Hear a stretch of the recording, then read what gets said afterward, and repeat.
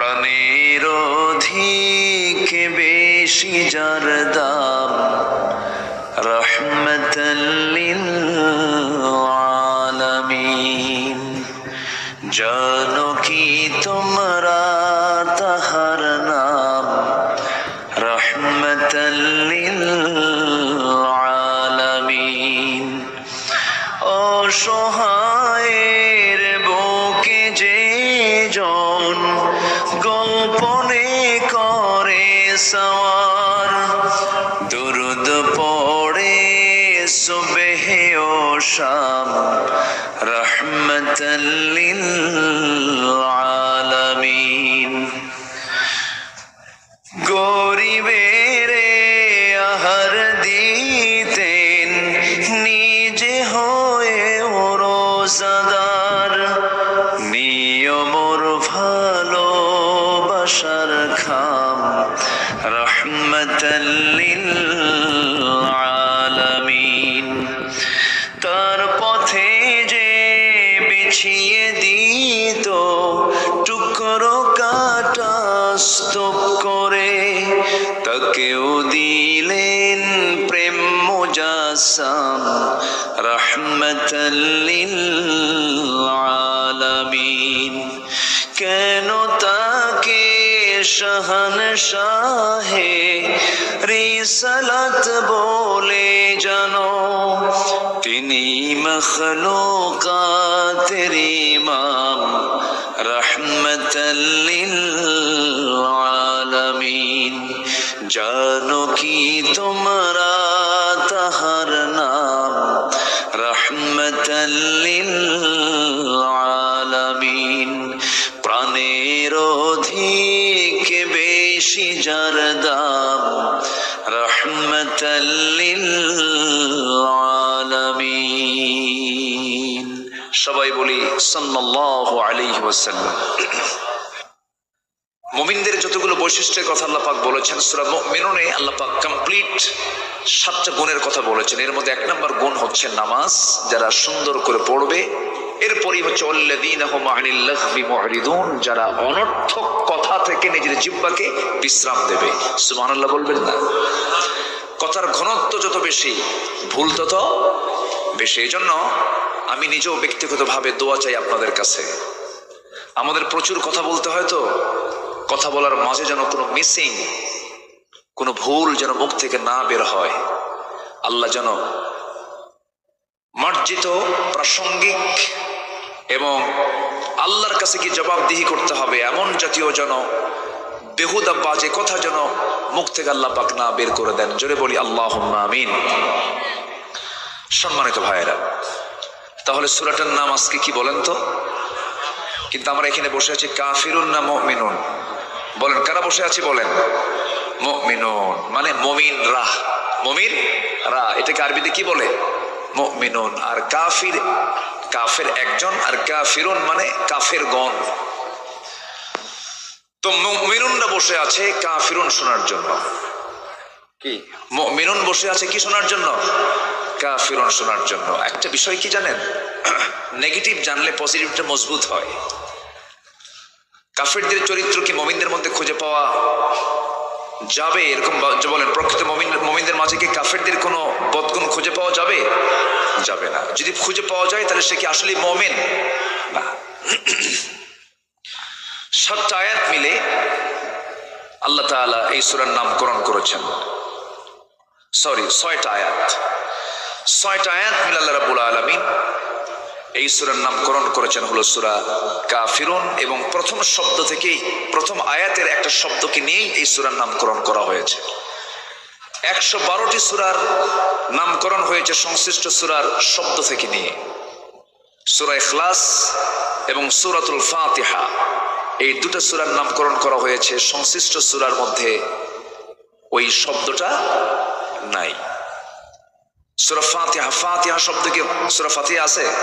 নাই। এই জন্য অনেকে সূরা ফাতিহা পারে না কিন্তু আলহামদু পারে। অনেকে সূরা ইখলাস পারে না কিন্তু কুলহু পারে। কিন্তু এই সূরায় এই ভয়টা নাই, এই সূরার মধ্যে এই শব্দটা আছে। আল্লাহ রাব্বুল আলামিন বলেন, কুল ইয়া আইয়ুহাল কাফিরুনা লা আ'বুদু মা তা'বুদুন ওয়ালা আনতুম আবিদুনা মা আ'বুদ ওয়ালা আনা আবিদুম মা আবাদতুম ওয়ালা আনতুম আবিদুনা মা আ'বুদ লাকুম দীনুকুম ওয়ালিয়া দীন। জোরে বলুন আল্লাহু আকবার। সূরাটা নাজিল হয়েছে কোথায় বলেন? মক্কায়। বলেন বলেন কোথায় কোথায় কোথায়? মক্কায়। মক্কায় সূরাগুলোর মেজাজ একরকম, মদিনায় নাজিল হওয়া সূরাগুলোর মেজাজ আরেক রকম। মদিনায় আল্লাহ পাক এক মেজাজে আয়াতগুলো নাজিল করেছেন, সূরাগুলো নাজিল করেছেন। মক্কার যে সূরাগুলো আল্লাহ রাব্বুল আলামিন ম্যাক্সিমাম সূরাগুলো সংক্ষিপ্ত করে দিয়েছেন, কিন্তু সংক্ষিপ্ত হলে হবে কি, ছোট্ট একটা আয়াতের মধ্যে বিশাল ব্যাখ্যা আল্লাহ পাক জমা করে দিয়েছেন। এই সূরার মধ্যে ইবাদত শব্দটা এসেছে, দিন শব্দটা এসেছে। ইবাদত শব্দটা এবং দিন শব্দটা খুব একটা মৌলিক শব্দ। আল্লাহ রাব্বুল আলামিন এই দুনিয়াতে আমার পরিচয় তিনি দিয়েছেন, আমি একজন আল্লাহর গোলাম, আমি দাস, আমি হলাম গোলাম, আমার আল্লাহ হলেন রব। আমি হলাম আল্লাহর দাস, আমার রব হচ্ছেন আমার প্রভু, আমার মালিক। সেই মালিক রাসূলকে জানায় দিচ্ছেন, কি জানায় দিচ্ছেন? কুল ইয়া আইয়ুহাল কাফিরুন, হে রাসূল আপনি বলে দেন কাফের সম্প্রদায় শোনো। তাহলে রাসূল এই কথা বলছেন কাদেরকে বলেন তো? বলেন কাদেরকে বলেন? কাফেরদেরকে। কি বলছেন? লা আ'বুদু মা তা'বুদুন ওয়ালা আনতুম আবিদুনা মা আ'বুদ। আমি যারা গোলামি করি তোমরা তারা গোলামি করো না, আবার তোমরা যারা গোলামি করো আমি তারা গোলামি করি না। অতএব তোমাদের কাছে সুস্পষ্ট মেসেজ হলো, তোমার দিন তোমার কাছে, আমার দিন আমার কাছে, তোমার বিধান তোমার কাছে, আমার বিধান আমার কাছে। সুস্পষ্ট মেসেজ যখন চলে গেছে মক্কার কুরাইশ নেতাদের কাছে, আবু জেহেলের প্রস্তাবনা প্রত্যাখ্যান হয়ে গেল। আবু জেহেল বলেছিল, মুহাম্মদ ঘুম থেকে উঠি তুমি আমাকে দেখো, আবার আমিও ঘুম থেকে উঠি তোমাকে দেখি, একই বংশের মানুষ, আত্মীয় স্বজন আমরা, ঘরের সঙ্গে ঘর লাগানো। অযথা গণগন্ডগোল করার দরকার নাই, কোনো ঝামেলা করার দরকার নাই। তোমাকে আমরা ভালোবাসি, পছন্দ করি, তোমাকে আমরা সৎ মনে করি, আমানতদার মনে করি, আল আমিন বলি, আর সাদেক বলি। অতএব খামাখা নতুন ধর্মের পেঁচ লাগায়া কি দরকার? তুমি যেহেতু চাচ্ছ নতুন ধর্ম, ঠিক আছে ভালো কথা, তোমারটাও থাকুক আমারটাও থাকুক। তোমারটা থাকবে 6 মাস, আমাদেরটা থাকবে 6 মাস। লাত মানত গুলো যা এই যে কাবা শরীফের ভিতরে আমরা সাজায় রেখেছি, এটাতে তুমি বৈধতা দিয়ে দাও, আমরা তোমার রবের বৈধতা দিয়ে দেব। দেখেন প্রস্তাবের সাইজ দেখছেন? এই প্রস্তাব যখন দিয়ে ফেলেছে, সঙ্গে সঙ্গে আল্লাহ রাব্বুল আলামিন রাসূলকে জানায় দিচ্ছেন, হে রাসূল আপনি বলে দেন কাফেরদেরকে লক্ষ্য করে, তোমরা যারা গোলামি করো আমি তারা গোলামি করি না। তোমার দিনটা নিয়ে তুমি থাকো, আমার দিন নিয়ে আমি থাকি। অন্য ধর্মের কোন মন্দিরে আপনি পাহারা দিবেন সমস্যা নাই, প্যাগোডা পাহারা দিবেন সমস্যা নাই, আপনারা দেশের নাগরিক, তারা ধর্মের স্বাধীনতা তারা পাবে। কিন্তু অন্য ধর্মের কোনো মূর্তি নিয়ে, কোনো দেবতা নিয়ে প্রশংসার দরকার নাই, আবার দুর্নাম করার দরকার নাই, গালিও দরকার নাই। লা তাসুব্বুল আসনাম, মূর্তিগুলোকে গালি দিও না। তোমরা তাদের মূর্তিকে গালি দেবে, তারা তোমাদের প্রভু আল্লাহকে গালি দেবে। অতএব গালি দিতে যেও না, আবার প্রশংসাও করতে যেও না, প্রশংসা করলে ঈমান হারা হয়ে যাবে। অতএব তোমার দিন তোমার কাছে, আমার দিন আমার কাছে। সুবহানাল্লাহ। আমার দেশে আবার কিছু ভোট পাওয়ার জন্য খুব প্রশংসা করে, আছে না? এরকম আছে না? নারিকেলের নাড়ু খায়। যেটা অন্যায়, অন্যায়কে অন্যায় বলবো, অন্যায়কে অন্যায় বলবো, যেটা রং সেটা রং। মা দুর্গা যা করে করুক, মা সরস্বতী যা করে করুক, মা ভগবতী যা করে করুক, আমাদের দায়িত্ব হচ্ছে সকল ধর্মের স্বাধীনতা নিশ্চিত করা, কিন্তু এর মানে এই না যে সেখানে চাইয়া নারিকেলের নাড়ু খাওয়া। এটা আমাদের দায়িত্ব না, এটা অন্যায়, এটা ঈমান বিধ্বংসী কাজ, এটা ঠিক না। রাগ করলেন নাকি আপনারা? আমাদের হিন্দু ভাইয়েরা আছেন আমার দেশে ভালো, কিন্তু ধর্মীয় বিষয়গুলো খুবই স্পর্শকাতর। আচ্ছা বলেন তো, আমাদের জুমার নামাজে কি কোনো হিন্দু ভাইরা আসে? আসে বলেন তো? আসে। আমাদের ঈদগাহে কি তারা নামাজ পড়তে আসে? তা আপনি এরকম এত বড় ফকির কেন? হ্যাঁ, আপনার নারিকেলের নাড়ু খাওয়া লাগে? দরকার নাই। ইবাদত করবো কার? আসতে বলবেন, ইবাদত করবো কার? গোলামি কার হবে? আল্লাহর গোলামি হবে। এক জায়গায় না সব জায়গায়, এক জায়গায় না সব জায়গায়। ইবাদত মানে হচ্ছে বান্দার ইচ্ছায় কোনো কাজ হবে না, বান্দা কাজ করবে কার ইচ্ছায়, কার আইনে, কার সিদ্ধান্তে? আল্লাহর সিদ্ধান্তে বান্দা কাজ করবে। এবং ইসলামকে মর্জি মতো খাটো করা, লম্বা করার সুযোগও আল্লাহ পাক বান্দাকে দেন নাই। ইসলামটা কারো না, ইসলামটা কার? আল্লাহ। এটাকে মর্জি মতো ইফরাত তাফরিদ করার সুযোগও নাই। আমি আপনি আমার মতো করে ইসলাম আমি মানতে পারবো না। আমি এমন করে বলতে পারবো না যে আমরা শরিয়া আইনে বিশ্বাসী নই, আমরা শরিয়াকে মানি না, শরিয়াকে ফলো করি না। এই জাতীয় কথা বলা মানে তার ঈমান ছিনতাই হয়ে যাওয়া, ঠিক কি না? ঈমান ছিনতাই হয়ে যাওয়া, এটা করা যাবে না। আমাকে মুমিনদের কাতারে আসতে হবে, আমাকে মুসলিমের কাতারে আসতে হবে, সারেন্ডার করতে হবে কার কাছে? আসতে বলবেন না, কার কাছে? আল্লাহর কাছে। তাহলে এখানে এই 6টা আয়াতের মধ্যে বারবার আব্দুল শব্দটা আসছে, বারবার। আবাদা ইয়াবুদু, আবিদুন, আইন বা দাল মূল মাদ্দা, এই শব্দটা বারবার আসছে। দেখেন, আবুদু, তাবুদু, আবিদুন, এই শব্দগুলো বারবার করে করে আসছে, অর্থাৎ ইবাদত। আমার দায়িত্ব হচ্ছে আল্লাহর দাসত্বকে মেনে নেওয়া, সম্পূর্ণভাবে মেনে নেওয়া। আর আমার আল্লাহর দায়িত্ব হচ্ছে বান্দার দাসত্ব থেকে কবুল করে নিয়ে জান্নাত, কবুল করে নিয়ে জান্নাত বুঝে দেওয়া। যেরকম সুবহানাল্লাহ। আমার আল্লাহর দায়িত্ব হচ্ছে বান্দার দাসত্ব থেকে কবুল করে নিয়ে দাসত্বের মতো দাসত্ব করে ইবাদত করলে পরে আল্লাহর দায়িত্ব হচ্ছে সেই বান্দাকে জান্নাত কি বুঝে দেওয়া। আল্লাহ রাব্বুল আলামিন বলেন, ইয়া আইয়াতুহান নাফসুল মুতমাইন্নাতু ইরজিই ইলা রাব্বিকি রাদিয়াতাম মারদিয়াহ ফাদখুলি ফি ইবাদি ওয়াদখুলি জান্নাতি। জোরে বলুন আল্লাহু আকবার। আমার গোলাম হয়ে যাও, ফাদখুলি ফি ইবাদি। একটু কয়েকদিন থেকে আসেন, নির্বাচন হয়ে গেলে আপনি আবার বের হয়ে আসবেন। কি সস্তা কথা। তো বললাম তাই, তো এখন কি করবেন? হুজুর, হুজুর বদ্ধ দিয়েন না হুজুর, বাল বাচ্চা আছে, চাকরি বাঁচান তো ফরজ। আমি বললাম ইমান বাঁচান তো নফল। চালান দিয়ে দিল। কোর্টের জজ আমার দিকে তাকায় জিব্বায় কামড় মেরে বলে, এই হুজুরে ধরে আনছিল কে? ধারার দিকে তাকায় দেখে এই ধারায় জামিন দিলে আমার চাকরি ক্যান্সেল। মানে আমরা এমন দাগি আসামি যে জামিনই হবে না। দেশের এমন 12টা বাজাইছি আমরা। জামিন অযোগ্য মামলার ধারা দিয়া জেল হাজতে পাঠায় দিল। ভাবলাম যে জীবনে এই সুন্নত আদায় নাও হতে পারে, এই চান্সে ওইটা আদায় করে দিল। ঢুকলাম, মন খারাপ করিনি। ভিতরে ঢুকলাম, ভিতরে ঢোকা মাত্রই দেখে এক বুড়া চাচা আমার দিকে তাকায় আছে। সালাম দিয়ে বলে, হুজুর আপনি জেলখানায় ঢুকছেন? খুব খুশি হলাম। তো বললাম যে আপনি খুশি হলেন কেন? কে বাবাজি মাহফিলে যাই, সামনে বসি, এত চেষ্টা করছে আপনার সঙ্গে একটাবার মোসাফা করব, চান্সই মিলেই নাই। হুজুর কি সুন্দর আল্লাহ মিলাই দিল।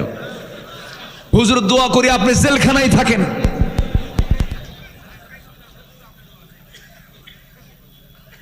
কথা কি বুঝতেছেন আপনারা? এরপরে বললাম, চাচা আপনি কেন জেলখানায়? বোমা হামলা। কি হামলা?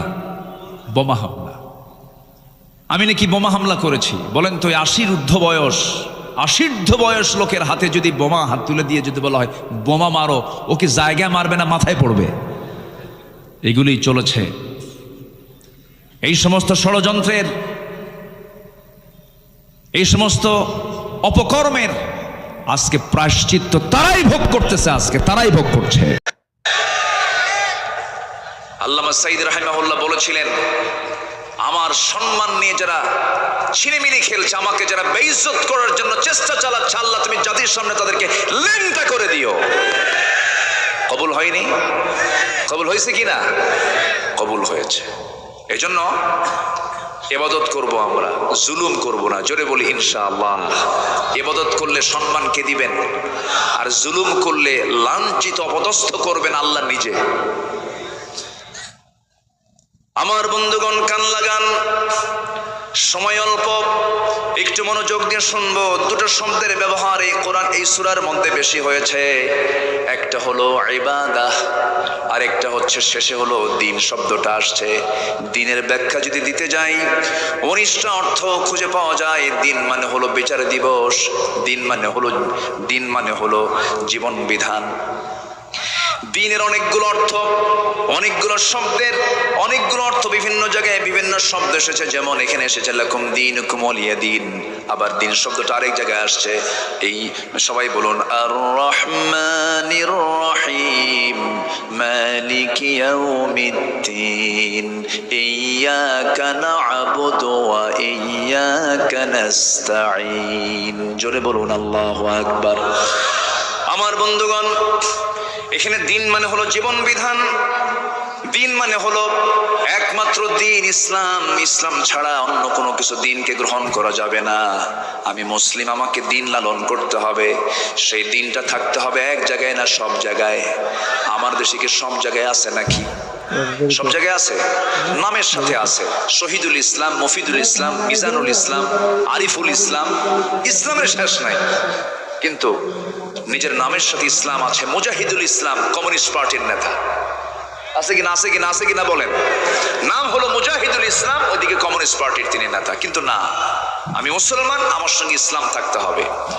ব্রাহ্মণের ছেলে ব্রাহ্মণ হতে পারে, খ্রিস্টানের ছেলে খ্রিস্টান হতে পারে, বৌদ্ধের ছেলে বৌদ্ধ হতে পারে, কিন্তু মুসলমানের সন্তান মুসলমান হতে পারে না যদি তার মধ্যে ইসলাম না থাকে।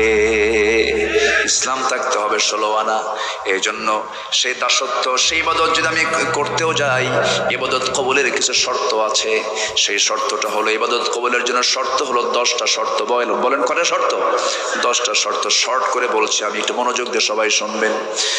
সেই দাসত্ব যদি কবুল করে নিতে হয়, আমি আমার রবের যদি সন্তুষ্ট হাসিল করতে চাই, আমি তার বান্দা, সেই বান্দা হয়ে যদি আমার আল্লাহর সন্তুষ্টি হাসিল করতে চাই, শর্তগুলো পূরণ হলে পরেই দোয়াগুলো কবুল হবে, দাসত্ব কবুল হবে, ইবাদত কবুল হয়ে যাবে। 1 নাম্বার শর্ত হলো, যত মুনাফিকি আছে সমস্ত মুনাফিকি জীবন থেকে ধুয়ে মুছে সাফ করতে হবে। মুনাফিক তো আমার দেশে নাই। আমার দেশে মুনাফিক আছে? মুনাফিক আছে আমার দেশে? আচ্ছা, মুনাফিক আছে কিনা একটু সবাইকে বলে ফেলি। বলুন তো। আমার নবীজি বলেছেন আয়াতুল মুনাফিকি 3। মুনাফিকের আলামত হলো 3টা। যখন সে কথা বলে মিথ্যা বলে, এরপরে যখন সে ওয়াদা করে, ওয়াইদা ওয়াদা আখলাফ, যখন সে ওয়াদা করে ওয়াদা ভঙ্গ করে, ওয়াইদা তুমিনা খান, আমানতের খেয়ানত করে, যখন সে কারোর সঙ্গে তর্ক বিতর্কে লিপ্ত হয়, তখন সে বাজে কথা, মুখ খারাপ করে ফাঁসা ভাষায় কথা বলে। আমার বন্ধুগণ, মিথ্যা কথা বলার মতো মানুষ তো বাংলাদেশে খুঁজে পাওয়া যাবে না। আছে? মিথ্যা কথা বলার লোক আছে? তাহলে এখন বলুন তো, আমার দেশে মুনাফিক আছে না নাই? আরেকটা জরিপের কথা বলবো, কান লাগাবেন, মনোযোগ দিয়ে শুনবেন। আচ্ছা বলুন তো, কোন ওয়াক্তে বাড়িতে মানুষ বেশি থাকে? কোন ওয়াক্তে? বলেন, নামাজের কোন ওয়াক্তে বাড়িতে মানুষ বেশি থাকে? বলেন কোন সময়? আমার রাসূল বলেছেন, মুনাফিক চেনার চিহ্ন হলো ফজর যাবে না, ফজরের কোনো খবর থাকবে না। মুনাফিক যোহর পড়তে পারে, মুনাফিক মুনাফেক আসরও পড়তে পারে, মুনাফেক মাগরিব পড়তে পারে, মুনাফেক বড় জোরে শাহ পড়তে পারে, কিন্তু মুনাফেক কখনো ফজর নামাজ পড়তে পারে না। বলুন তো আমার দেশের সবচেয়ে কম মুসল্লি কোন ওয়াক্তে, আর সবচেয়ে বেশি অবস্থান করে মানুষ বাড়িতে কোন ওয়াক্তে? আমার দেশে মানুষ বেশি না মুনাফেক বেশি? ধরা খাইছেন কি? ধরা খাইছি আমরা। হ্যাঁ, এত ওয়াজ হয়, ফজরে মুসল্লি নাই। আচ্ছা বলুন তো, ফজরের সালাতের গুরুত্ব বেশি না জুমার সালাতের গুরুত্ব বেশি? জুমার গুরুত্ব নাই। আজ থেকে জুমার গুরুত্ব আছে না নাই? আচ্ছা, দুটাই ফরজ, দুটাই ফরজ, কিন্তু ফজরের আল্লাহ রাব্বুল আলামিন বিশেষ ফজিলত দিয়েছেন। 65টা এক্সট্রা ফজিলত আছে ফজর নামাজের, 65টা।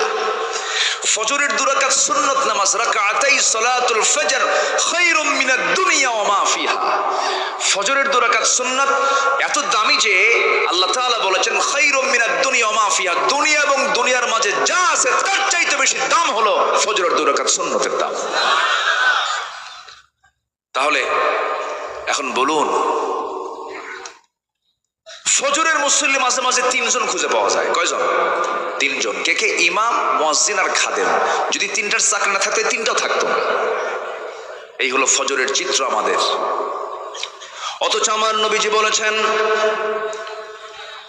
যে বাড়িতে প্রাপ্তবয়স্ক মুসলমান পুরুষ আছে অথচ মসজিদে আসে না, আমি নবী, আমি রাসূল, আমার মনে হয় আমি সেই বাড়িতে গিয়ে নিজেই আগুন ধরায় দেই, আগুন লাগায় দেই। আমি ওই বাড়িতে আগুন ধরায় দিতাম, লাগায় দিতাম, যদি ওই বাড়িতে নারী এবং শিশু না থাকতো। নাউজুবিল্লাহ। কত ভয়ঙ্কর হাদিস, কত শক্ত হাদিস। আমার নবীজি কত রাগ করলে পরে এই জাতীয় কথা বলেছেন। আমার বন্ধুগণ, তাহলে আপনি যদি আপনার গ্রামকে আদর্শ গ্রাম বানাতে চান, সবচেয়ে বেশি মুসল্লি মসজিদে হতে হবে কোন ওয়াক্তে বলেন? এত আস্তে কোন কেন ভাই? একটু জোরে বলেন, কোন ওয়াক্তে? কোন ওয়াক্তে? গ্রাম কি ঠিক আছে? নিজের গ্রাম কি ঠিক আছে? ঠিক নাই। মাতব্বর, মাতব্বর আছে। মাতব্বর বিড়ি খায় আর মাতব্বরি করে, বিড়ি খায় আর মাতব্বরি করে। নামাজের কথা বলে না। মাতব্বর সাহেব 40-50 বছর মাতব্বরি করলেন, কিন্তু গ্রামের মানুষকে নামাজের জন্য একটু ডাকলেন না, ফজরের জন্য একটু বলবেন না, বললেন না। আপনি নিজেই তো নামাজ পড়েন না, বলবেন কি আর? মাতব্বরি তারই মানায় যে নামাজি হয়। আসতে কন কেন? মাতব্বরি করতে করতে বিড়ির নেশা ওঠে, আবার বাইরে বের হয়, আবার সামনে সামনে বিড়িও খায়। এমন মাতব্বরও আছে না নাই? আমরা সভ্য হতে পারিনি, এখন আমরা সভ্য হব কোরআন দিয়ে। জোরে বলি ইনশাআল্লাহ। তো সবার বাড়িতে মানুষ শুয়ে থাকে, কিন্তু ফজরের সময় মসজিদ ভরে না। এটা বড় বিপদের কারণ, বড় বিপদ। কোনো বরকত থাকবে না। বুরিকালি উম্মতি ফি বুকুরিহা। আমার রাসূল বলেছেন, আমার উম্মতের বরকতময় সময়টা হলো সকালবেলা। ফজরে মুসল্লি নাই, বুকটা খান খান হয় জানেন। আমি আল্লাহর কসম করে বলে যাচ্ছি, এই গ্রাম, যে গ্রামে মাহফিল হচ্ছে বৈলসিংহ, এই গ্রামের মসজিদ যেদিন গ্রামের সকল মানুষের আন্তরিকতায়, সকলের ঐক্যবদ্ধ প্রচেষ্টায় যেদিন দেখবেন ফজরের মুসল্লি জুমার চাইতে বেশি হয়েছে, আল্লাহর কসম করে বলে যাচ্ছি, এই গ্রামে কোনো মাদক, জেনা, ব্যভিচার, বেপরদার কোনো পরিবেশ থাকবে না, থাকবে না, থাকবে না, থাকবে না। গ্রামকে পরিবর্তন করে দেবে কি অন্য গ্রামের লোক এসে? আমাকে আপনাকে পরিবর্তন করতে হবে। যুবকরা কমিটি করে ফেলো, মাহফিল কমিটি যেমন করলে একতা যুব সমাজ, তোমরা আজকে নতুন করে একটা কমিটি করবে আগামীকাল থেকে, ফজর নামাজ বাস্তবায়ন কমিটি এই গ্রামের। আসতে কন কেন? আসতে কন কেন? এমন প্রস্তাব দিয়ে গেলাম, আমাদের আলোচনা হওয়া উচিত বাস্তবমুখী। সমাজের যে রোগগুলো আছে সেই রোগগুলো ধরে ধরে প্রত্যেকটা গ্রামে যদি ফজর নামাজ বাস্তবায়ন কমিটি হয়, গ্রামের কোনো ছেলের পকেটে থাকবে না, সব আল্লাহওয়ালা হয়ে যাবে, ভালো হয়ে যাবে। আল্লাহ রেজাল্ট দিচ্ছেন, ইন্নাস সালাতা তানহা আনিল ফাহশাই ওয়াল মুনকার ওয়া লাযিকরুল্লাহি আকবার আল্লাহু ইয়ালামু মা তাসনাউন। আল্লাহু আকবার বলেন। তাহলে মুনাফিকি দূর করার জন্য কোন নামাজ দরকার বলেন? আরো জোরে বলেন, কোন নামাজ দরকার? ফজরের নামাজ দরকার। আল্লাহ রাব্বুল আলামিন বলেন, ওয়ামিনান নাসি মান ইয়াকুলু আমান্না বিল্লাহি ওয়া বিল ইয়াউমিল আখির ওয়া মা হুম বিমুমিনিন। মানুষের মধ্যে কিছু মানুষ আছে যারা বলে ঈমান এনেছি, পরকালকে বিশ্বাস করে নিয়েছি, কিন্তু তারা প্রকৃত মুমিন নয়। ওয়া ইযা কামু কুসালা, নামাজে হেলে দুলে দাঁড়ায়, তাদের ধ্বংস কামনা করেছেন মহান রব্বুল আলামিন। ওরা প্রকৃত মুসল্লি নয়, ওরা হলো মুনাফিক। ওরা ফজর পড়ে না, মাঝে মাঝে জোহরে যায় কমিটির পথটাকে ঠিক রাখার জন্য। ফাওয়াইলুল লিল মুসাল্লিন আল্লাযীনা হুম আন সালাতিহিম সাহুন আল্লাযীনা হুম ইউরাউনা ওয়া ইয়ামনাউনাল মাউন। জোরে বলুন আল্লাহু আকবার।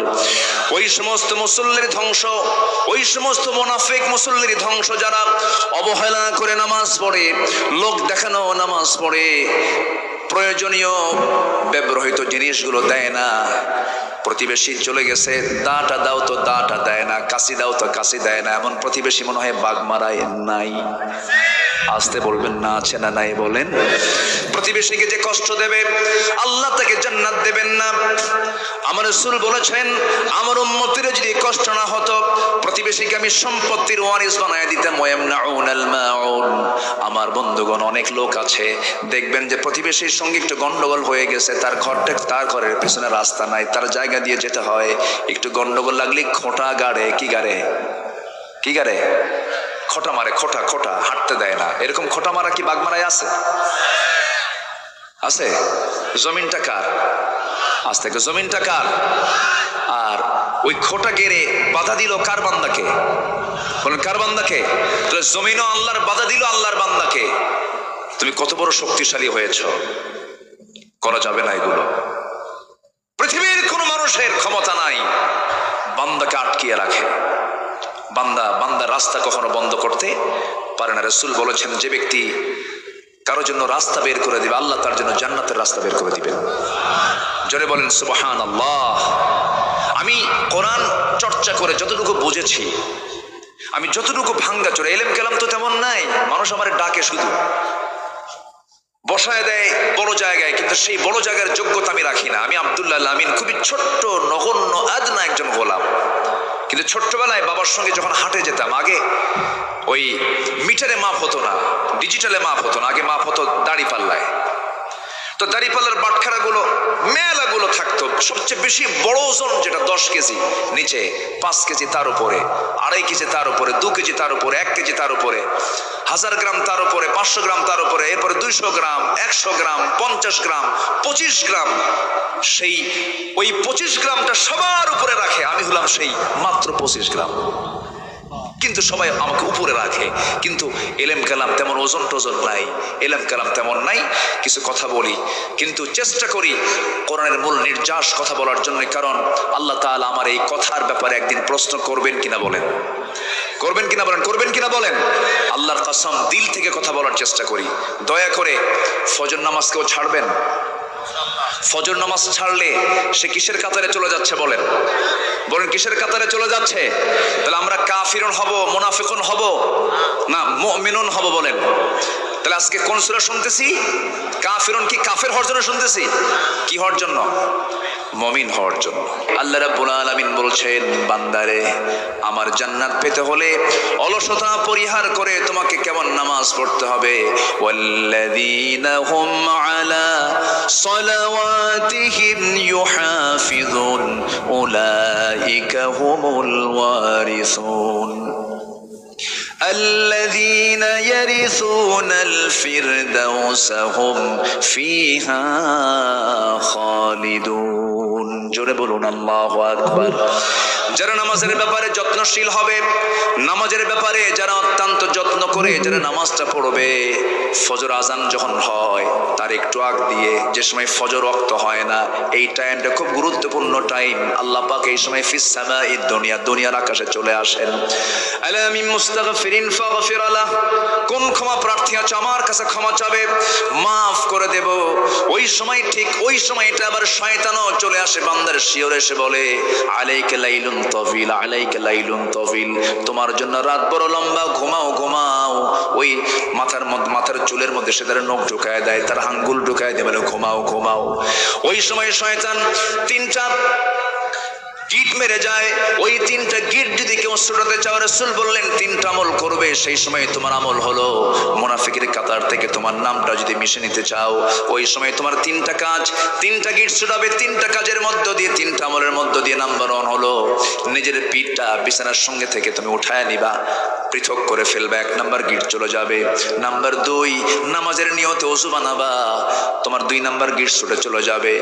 এরপরে নামাজের নিয়তে তুমি ওযু বানায়া মসজিদের দিকে রওনা দেবে, কদমে কদমে নেকি লেখা শুরু হয়ে যাবে, নামাজে দাঁড়াবে, নামাজটা আদায় হয়ে যাবে। 24 ঘন্টা শয়তান তোমার কাছে আসার সাহস পাবে না। জোরে বলুন সুবহানাল্লাহ। আমার বন্ধুগণ, নামাজটার ব্যাপারে আমরা যত্নশীল হব, জোরে বলি ইনশাআল্লাহ, আরো জোরে বলি ইনশাআল্লাহ। নামাজের মধ্যে মজা পেতে হবে।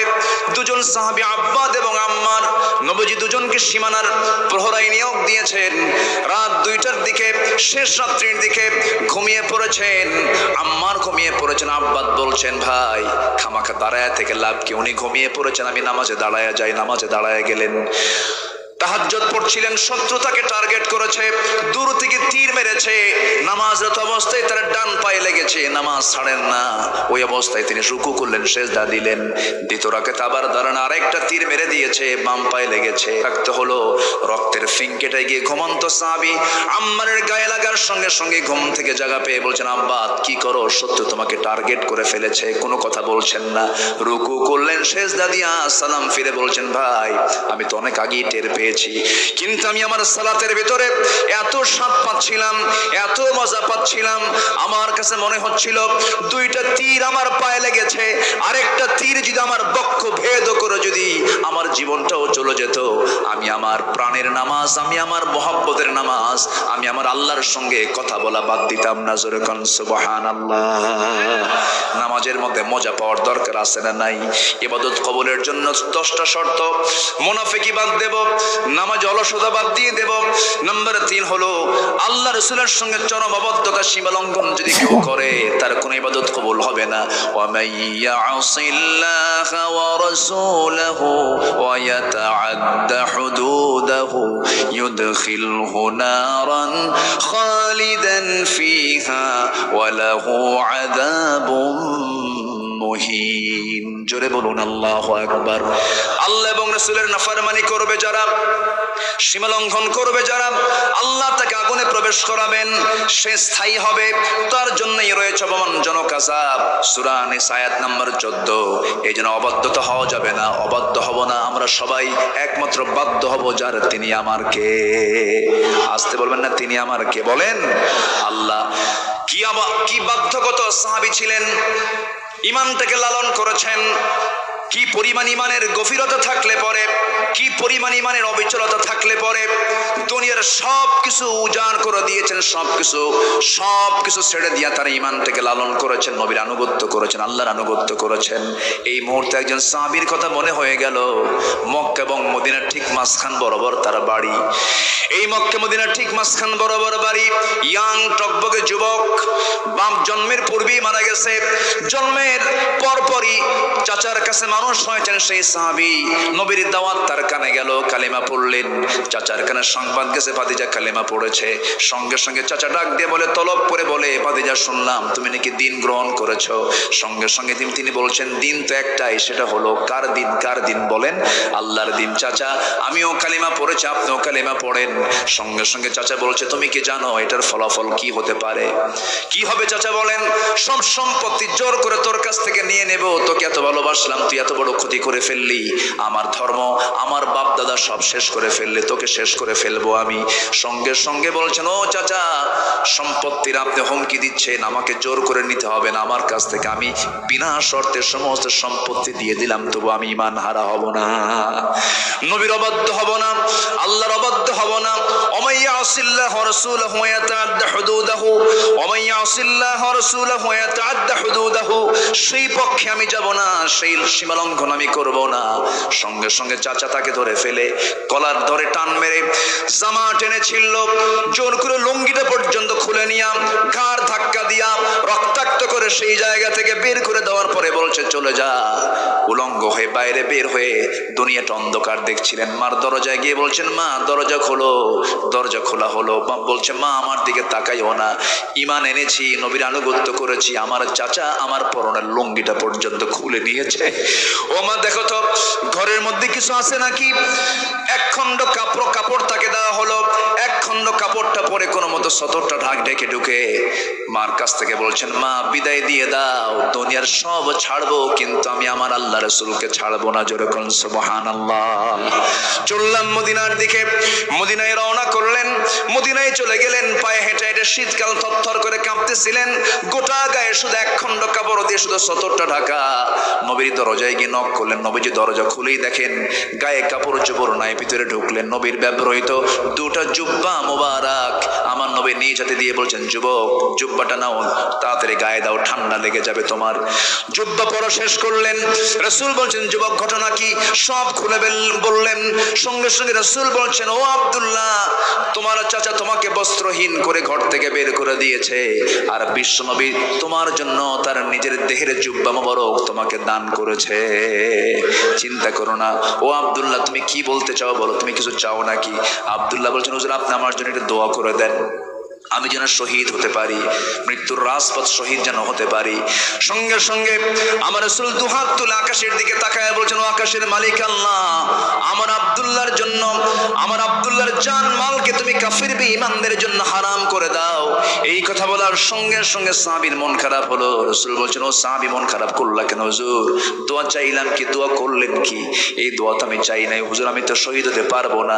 রাসূল বলছেন, শোনো আব্দুল্লাহ রে, মন খারাপ করো না, তোমার মধ্যে যদি শাহাদাতের চেতনা লালন হয়, এমন তামান্না যদি তোমার ভিতরে লালন হয়, ওয়া ইম্মা তাআলা ফিরাশিহি, তোমার মরণ যদি বিছানা হয়ে থাকে, আল্লাহ রাব্বুল আলামিন তোমাকে শহীদের দরজা আল্লাহ রাব্বুল আলামিন তোমারে দিয়ে দিবেন। জোরে বলেন সুবহানাল্লাহ।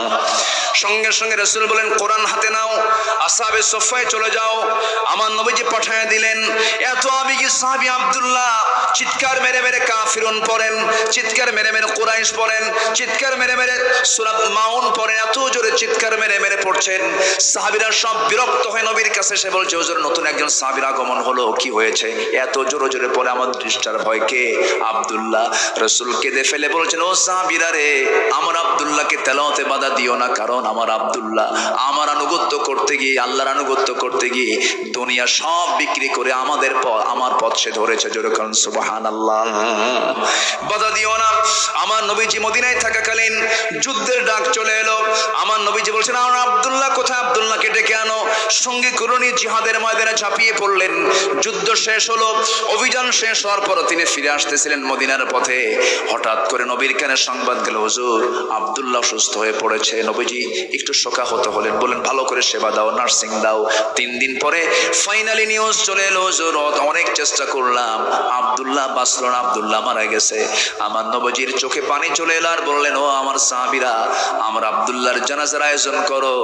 আব্দুল্লাহর জানাজার দায়িত্ব আমি কাউরে দেব না, আমি রাসূল নিজে তার জানাজার দায়িত্ব কাঁধে নিয়ে নিলাম। জানাজা শুরু হয়ে গেছে, নবীজি জানাজা পড়ায়া দিলেন। জানাজা শেষ হওয়ার পরে আমার রাসূল বলছেন, সাহাবীরা, আমার আব্দুল্লাহর কবরটা কোথায় খনন করেছো হুজুর? ওই 2 পাহাড়ের চিপায় করেছি, আমারে নিয়ে যাও। রাসূল চলে গেলেন, কবরের সামনে দাঁড়ালেন। কবরের সামনে দাঁড়ায় বলছেন, সাহাবীরা রে, আমার আব্দুল্লাহর কবরে আমি আজকে কাউকে নামতে দেব না, আমি রাসূল নিজে নামবো। রাসূল নিজে নামলেন, নামার পরে বলছেন আবু বকর ডানে নামো, ওমর বামে নামো। আমার নবীজি দুহাত আগায় দিলেন, দুহাত আগায় দিয়ে বলছেন ও আমার সাহাবীরা, আমার কলিজার টুকরা আব্দুল্লাহকে আমার হাতে তুলে দাও। আমার নবীজি আব্দুল্লাহর লাশটা তিনি হাতে নিলেন, বলছেন আবু বকর ধরো, ওমর ধরো। তিনজন মিলে কবরে শোয়া দিয়া নবীজি বুকের উপরে হাত রেখে বলছেন আরশের মালিক আল্লাহ, এই মুহূর্ত পর্যন্ত আমি আব্দুল্লাহর উপরে সন্তুষ্ট আছি, রাজি আছি। তুমি আমার আব্দুল্লাহ কলিজার টুকরা আব্দুল্লাহ রে মাফ করে দাও। পাশে দাঁড়িয়ে থাকা একজন সাহাবী সাদ ইবনে আবি ওয়াক্কাস রাদিয়াল্লাহু তাআলা আনহু, যে সাহাবী এত বড় আল্লাহওয়ালা ছিলেন, সমুদ্র ঝাঁপ দিয়েছেন ঘোড়া সহ, ঘোড়ার একটা পায়ের খুর পর্যন্ত ভিজে নাই। এত বড় আল্লাহওয়ালা একজন সাদ বিন আবি ওয়াক্কাস চিৎকার মেরে বলছেন ও আকাশের মালিক আল্লাহ, আজকে আমি জীবিত সাদ যদি এই জায়গায় না দাঁড়ায় থেকে যদি ওই কবরের বাসিন্দা হতে পারতাম, জীবনটা বড় প্রসন্ন হতো, ভাগ্য আমার বড় খুলতো। কারণ যে কবরবাসীকে বিদায় জানানোর জন্য যে কবরের মধ্যে পৃথিবীর সেরা সেরা তিনজন তাকে দাফন করার জন্য নেমে যায়। আমার বন্ধুগণ, এত সম্মান, এত ইজ্জত, এত মর্যাদা বাড়ার যে মূল কারণ সেটা হলো নিঃশর্তভাবে ওই সমস্ত ব্যক্তিগুলো আনুগত্য করেছেন কার, দাসত্ব করেছেন কার, এবং একমাত্র আনুগত্য করেছেন মুহাম্মদ সাল্লাল্লাহু আলাইহি ওয়াসাল্লামের। নাম্বার 4 হলো ইবাদত কবুল হবে আল্লাহর সঙ্গে শিরক যদি না করি। নাম্বার 5, সামনে পেছনে যারা পরনিন্দা করবে তাদের কোনো ইবাদত কবুল হবে না। ওয়াইলুল লিকুল্লি হুমাযাতিল লুমাযাহ আল্লাযী জামাআ মালান ওয়া আদ্দাদা। নাম্বার 6 হলো আল্লাহকে ভুলে থাকা, মন্দ কাজের আদেশ করা। আল মুনাফিকুনা ওয়াল মুনাফিকাতু বা'দুহুম মিন বা'দ ইয়ামুরুনা বিল মুনকারি ওয়া ইয়ানহাউনা আনিল মা'রুফ ওয়া ইয়াকবিদুনা আইদিয়াহুম নাসুল্লাহা ফানাসিয়াহুম ইন্নাল মুনাফিকিনা হুমুল ফাসিকুন। জোরে বলুন আল্লাহু আকবার। যারাই মুনাফিক তারাই ফাসিক। কে বলছেন? বলেন কারা বলেন। যারা মুনাফিক হয় তারা আবার কি হয়? তাহলে মুনাফিক যে হবে সে আরেকটা লকব পাবে, তার নাম কি? ফাসিক। সে কি হয়ে যাবে বলেন তো? ফাসিক। যে মুনাফিক সে আবার কি? ফাসিক হয়ে যাবে। নাম্বার 7 হলো শয়তানের যারা পদাঙ্ক অনুসরণ করবে, কোন দাসত্ব কোন ইবাদত তার কবুল হবে না। ইয়া আইয়ুহাল্লাযীনা আমানু লা তাত্তাবিউ খুতুওয়াতিশ শাইতান ওয়া মান ইয়াত্তাবিউ খুতুওয়াতিশ শাইতানি ফাইন্নাহু ইয়া'মুরু বিল ফাহশাই ওয়াল মুনকার। জোরে বলুন আল্লাহু আকবার। শয়তান আছে না নাই বলেন? আসতে বলবেন না, আছে না নাই? বাগমারা মনে হয় চেনে না। বাগমারা চেনে? শয়তান চেনে বাগমারা? শয়তান জান্নাতও চিনে। আমার আব্বা আদম এবং হাওয়াকে ফাওয়াসওয়াসা লাহুমা ফাযাল্লাহুমা শাইতান, জান্নাতে গিয়ে যদি আমার আব্বা আম্মাকে যদি ওয়াসওয়াসা দিতে পারে, তাহলে বাগমারার এই এলাকায় মনে হয় শয়তান কোনোদিন আসে নাই। কি আছে কিনা বলেন? এবং তার এজেন্টও আছে না নাই? তার এজেন্ট তারাই যাদের ফজর নামাজ উঠতে কষ্ট হয়। সবাইকে ফজর পড়বেন? সবাইকে এই গ্রামে ফজর বাস্তবায়ন কমিটি বাস্তবায়ন করবেন ইনশাআল্লাহ। কারা কারা ফজর নামাজ পড়বেন, 5 ওয়াক্ত নামাজ পড়বেন? কারা কারা হাত উঁচু করে দেখান মুসলমান।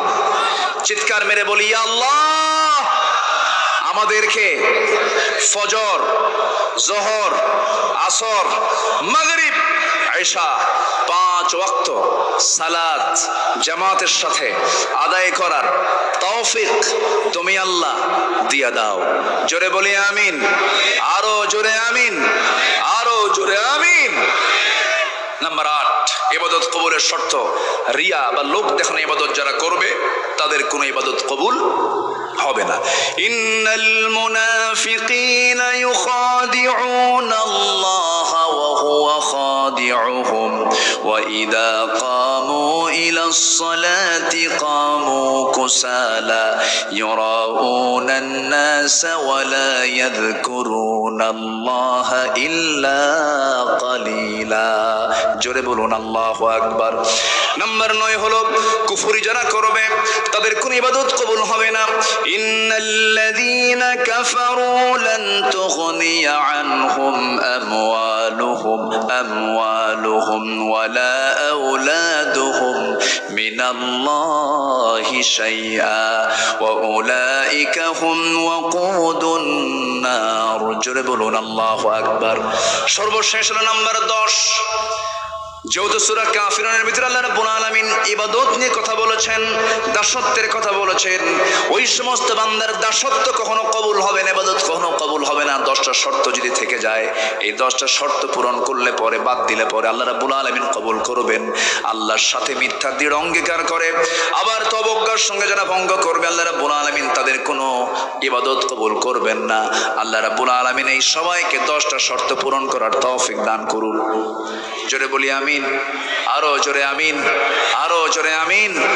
আমার মা বোন যারা আসছেন তাদের জন্য 3টা মেসেজ। নাম্বার 1, 5 ওয়াক্ত নামাজ। নাম্বার 1 কি বলেন তো, কয় ওয়াক্ত নামাজ? নাম্বার 2 হলো মেয়েরা কাজ শুরু করবে আগে না তেলাওয়াত করবে আগে? বলেন বলেন বলেন, দিন শুরু হবে কাজ দিয়া না তেলাওয়াত দিয়া? আগে নামাজ, এরপরে কি বলেন? তেলাওয়াত। যে বাড়িতে তেলাওয়াত থাকবে সে বাড়িতে কোনো রোগ শোক আসবে না। আল্লাহু আকবার বলেন। তেলাওয়াত, মেয়েদের তেলাওয়াত যে বাড়িতে আছে সেই বাড়িটা শান্তির জায়গা। যে মহিলার তেলাওয়াত দিয়ে বাড়ি শুরু হয়, যে স্ত্রীর তেলাওয়াত দিয়ে বাড়ির কাজ শুরু হয়, ওই বাড়িতে কখনো শয়তান ওয়াসওয়াসা দিতে পারে না। আল্লাহ কবুল করুন, আমল করার তৌফিক দান করুন। জোরে বলি আমিন। নাম্বার 3 হলো পর্দায় থাকা। পর্দাটা কমপ্লিট হতে হবে। পর্দা মূলত হচ্ছে নিজের আত্মীয় স্বজনদের সঙ্গে পর্দা করা। দূরের লোক তো অত ক্ষতি করতে পারে না, আত্মীয় স্বজন যেরকম দুলা ভাই, মামাতো ভাই, খালাতো ভাই, চাচাতো ভাই, দেবর, ভাসুর, এই জায়গায় পর্দার গুরুত্ব সবচেয়ে কম না সবচেয়ে বেশি? বেশি। আল্লাহ রাব্বুল আলামিন এলাকার মা বোনদেরকে এমন সুন্দর পর্দা করার তৌফিক আল্লাহ পাক দান করুন। আমাদের মাঝে মেহমান এসেছেন, সবাই চিনেন তো তাকে নাকি? অনেকে চিনেন। আল্লাহ তাআলা অনেক সুন্দর সূরত দান করেছেন। কি সুন্দর আল্লাহ পাক চেহারা আল্লাহ পাক দিয়েছেন। ভিতরটাও যেমন সুন্দর, বাহিরটাও তেমন সুন্দর। জনাব আব্দুল বারী হাফিজাহুল্লাহ তিনি এসেছেন, তিনি কথা বলবেন এবং এরপর এদেশের অগণন মানুষের কলিজার টুকরা অত্যন্ত ছন্দময় গতিতে সুন্দর করে কথা বলেন আমাদের মুরব্বী, আমাদের সিনিয়র বড় ভাই বজরুল রশিদ মিয়া ভাই, তিনি কথা বলবেন। আমি আর কথাকে দীর্ঘায়িত করতে পারছি না, যতটুকু হয়েছে আমরা বলে ফেলি আলহামদুলিল্লাহ।